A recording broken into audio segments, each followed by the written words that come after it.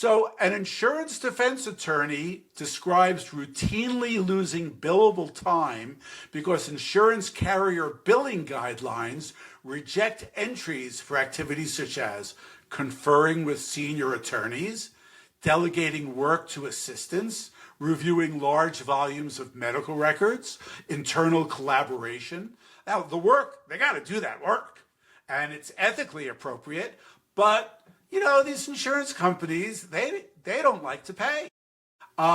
So how would you use AI to address this problem?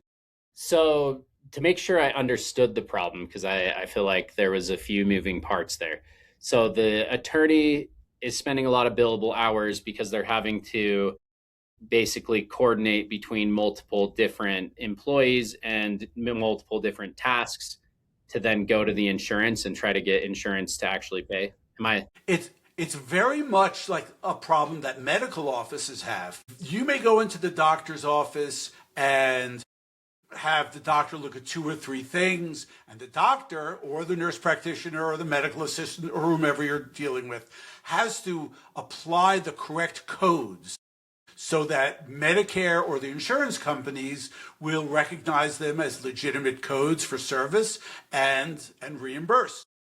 Now we're seeing that in a law office where apparently the top levels of the lawyers, they haven't really developed a protocol within the firm for translating these kind of services into an insurance company acceptable language. Okay. I mean, I could very easily see this something coming that you might start seeing this on insurance defense companies. Seems like a perfect thing for David to be hired for. Right. Yeah, thanks for the idea. I'm gonna run some ads now at these types of lawyers.